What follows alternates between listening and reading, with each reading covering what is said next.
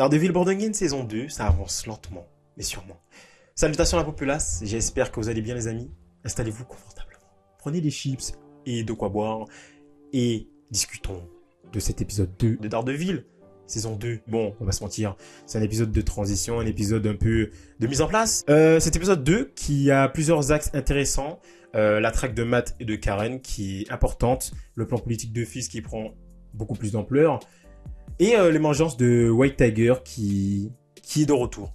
Évidemment, je parle pas de l'oncle qu'on a vu dans la saison 1 parce qu'il est mort, mais de la fille, de la nièce qui reprend l'amulette et qui est de retour. Ça me fait plaisir parce que ce personnage, je l'ai connu dans l'animation, la série d'animation Spider-Man Ultimate. Je sais pas pour ceux qui savent.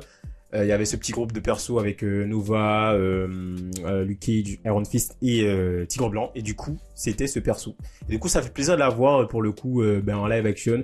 Déjà dans la saison 1 et dans cette saison 2. Là, elle va devenir White Tiger. Et ça, c'est très cool. Des points un peu négatifs de cet épisode, comme j'ai dit, c'est le côté plus transition et mise en place pour la suite. On n'a pas de grosses révélations ni de gros combats, même si à la fin il y a un combat très cool. Mais c'est un épisode qui amène vers la suite, surtout l'épisode 3, où on rentre dans du dur, dans l'intrigue principale par rapport à Red Hook, ce fameux port, qui permettent de faire passer le trafic d'armes de Wilson Fisk. Un ton qui est réussi. On est sur du très sombre, encore une fois, hein, très sombre, politique, moral. C'est très fidèle à l'univers de Daredevil par rapport à la saison 1 et aussi, surtout, la série sur Netflix. Donc ça fait plaisir de revoir cet univers un peu sombre. Et puis même avec la réal où vraiment c'est badass. Ça envoie du lourd. De toute façon, on va en parler un peu de la réal, c'est incroyable. Une série qui insiste pas mal sur le côté un peu neutre, entre deux de la justice face à la survie. Et ça, c'est cool, même s'il y a des moments, il y a des petites limites où ça peut paraître parfois trop sérieux et lourd à certaines scènes. Il y a moins d'action, mais on est un peu plus sur le côté divertissement, notamment par rapport au petit jeu politique entre Matt et Wilson Fisk. Et voilà. Les personnages qui sont plutôt intéressants, surtout les personnages secondaires, ils sont un peu plus intéressants parce qu'il y a des différentes intrigues dans sous-intrigues dans cet épisode 2. Alors évidemment, on a Matt Murdock, Daredevil qui est constamment dans ce conflit moral qui est vraiment intéressant, où à des moments il est poussé vers la violence un peu en mode Punisher, mais il reste fidèle à lui-même et il se dit ça sert à rien d'aller aussi loin, de tuer des gens parce que lui il croit encore à la justice, parce que ça reste un avocat, il faut pas l'oublier, et il peut pas aller aussi loin. Donc ça, c'est très cool même par rapport à la morale du personnage, c'est plutôt intéressant. On a Karen qui devient beaucoup plus importante et plus radicale aussi dans cet épisode. Donc on a vraiment une évolution par rapport à la saison 1 et ça envoie du lourd.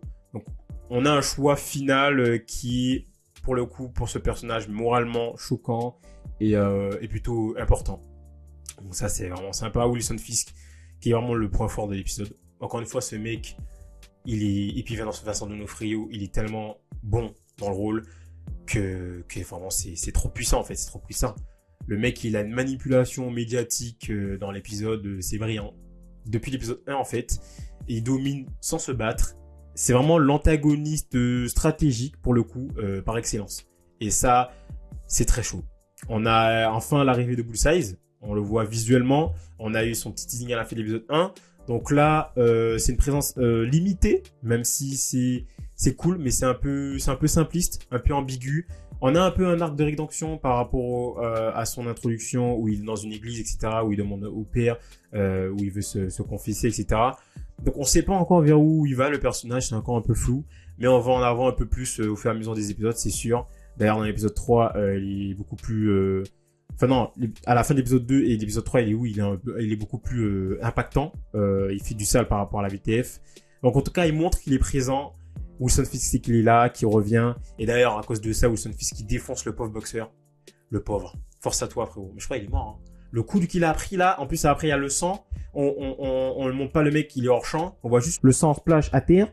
À mon avis, il est mort, hein. Le coup de poing là de Wilson Fisk, il est mort. Bref. Un personnage très très important et avec une carrure vraiment monstrueuse. Le mec qui fait peur juste avec son côté charismatique et sa manière de parler. Le mec qui fait flipper. Donc voilà quoi, c'est du Wilson Fisk. Là pour le coup, sans aller dans le côté trash et tout, juste en restant dans le côté politique, donc en tant que maire, il fait mal. Il fait mal et on va le voir déjà dans l'épisode 3. J'ai hâte de voir l'épisode 4 pour voir vers où ça va, mais c'est très très sympa. Très cool.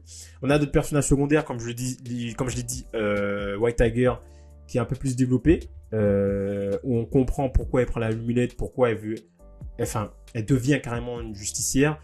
Donc voilà, il s'est passé ce qui s'est passé dans la petite épicerie où sa tante, elle se fait enlever par la VTF juste parce que elle a mis sa main sur le bras du mec en disant d'arrêter de faire mal au gamin qui était juste en train de voler une petite bouteille. Juste à cause de ça, elle se fait choper comme si elle avait fait un gros délit, quoi. Donc c'est pour te dire que la VTF, elle a pris une ampleur elle commence à prendre une ampleur dans cette saison. Ils font tout n'importe quoi. Ils sont en mode violence comme ça, arbitraire, violence trash, vraiment. On l'a vu déjà dans l'épisode 1. Ils s'en foutent. Ils ont des pleins pouvoirs. Ils ont carte blanche. Et ils sont prêts à tout faire, tout n'importe quoi pour arriver à leur fin. Donc là, tu sens que ça peut vite partir en couille. Véritablement. En plus, il y a le côté résistance, etc. Donc ouais, très très cool. Vraiment, il commence vraiment à voir. Déjà, tu le sens qu'il y a cette opposition entre les justiciers, partisans des justiciers, et les résistants face à l'ordre, entre guillemets, l'ordre mais nocif, toxique avec la VTF et du coup Wilson Fisk et cette fameuse milice. Donc, il y a forcément le fight entre les deux qui vont arriver. Ça va être incroyable. Ça va être incroyable, les amis. Donc voilà, très cool pour ces personnages. Donc il y a plusieurs petites intrigues pour ces personnages qui sont développés. Et c'est ça qui est cool dans l'épisode 2 pour le coup. Une réalisation qui est très importante. Avec la mise en scène qui est plutôt propre. Une atmosphère assez tendue, on peut le dire. Quelques scènes marquantes. Avec l'église notamment. Le côté track, la VTF qui continuellement traque les gens comme ça. L'assaut final, le petit combat à la fin avec Karen qui se fight avec un mec de la VTF.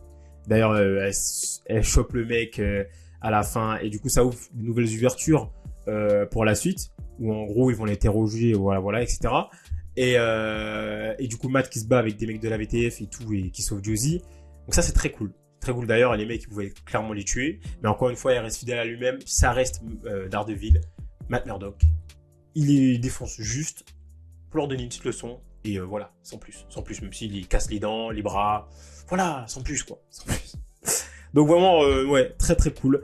On a des petits points faibles avec un rythme qui est parfois inégal et moins d'actions marquantes que prévu. Donc voilà, pour une petite réalisation vraiment sympatoche, les mouvements de cam et tout, c'est vraiment fou. Les petits plans, semi-plans séquences, entre guillemets, parce que t'as des coupes. Non, c'est très cool. C'est très cool. Caméra à portée, ça marche bien. Vraiment, les caméras à portée dans Daredevil, c'est beau. Hein. Ah, c'est très cool. T'es dans l'ambiance et tout. Donc vraiment, c'est vraiment sympa. Donc on a pas grand chose en termes de révélation. On est vraiment sur une continuité par rapport à l'épisode 1. Fisk qui manipule totalement l'opinion publique au lieu de démasquer Matt alors qu'il peut le faire. D'ailleurs, son adjoint dit pourquoi pas dire aux gens que Matt Murdock et Daredevil c'est la même personne. Et lui non.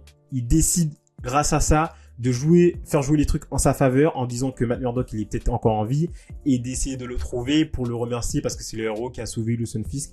Et il a été très intelligent par rapport à ça et tu comprends l'intelligence du mec.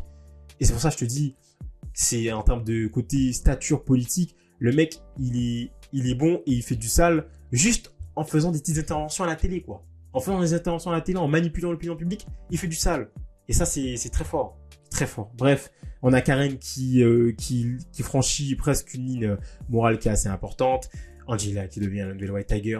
Très très cool. Et Blue Size qui montre des signes de quête antérieure assez ambigus. Donc on a pas mal de petites révélations et des moments clés de cet épisode. Même si ça reste un tout petit peu comme ça. Donc voilà, c'est plutôt cool. On a des enjeux très solides avec la guerre politique évidemment contre les justiciers qui est toujours aussi présente.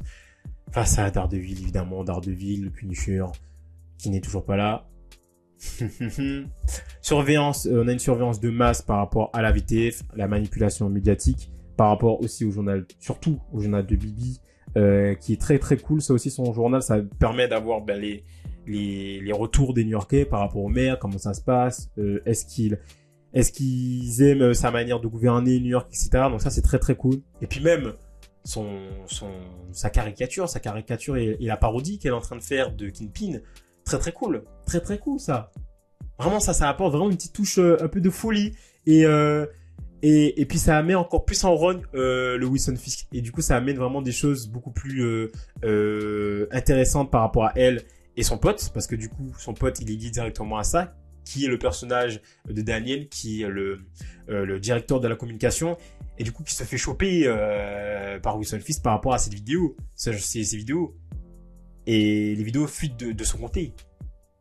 Et forcément, il sait que c'est sa pote. Et du coup, il y a un jeu entre les deux. Enfin, il y a un truc, donc, je te respecte parce que t'es mon pote, t'es ma pote, etc. Mais il faut que t'arrêtes de faire ça parce que sinon, on va tous les deux mourir, tu vois ce que je veux dire?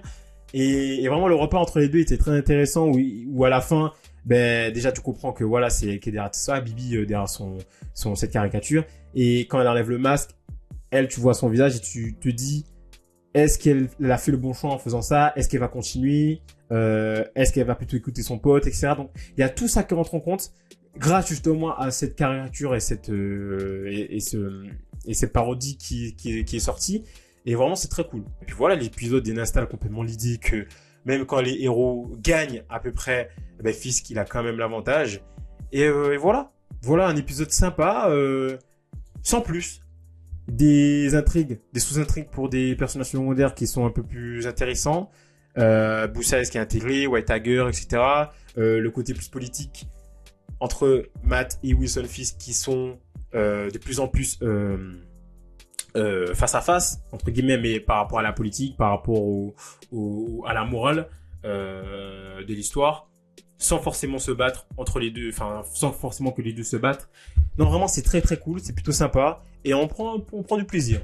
Pas beaucoup d'action, mais sur le côté politique, le côté manipulation stratégique, on prend du plaisir, les amis.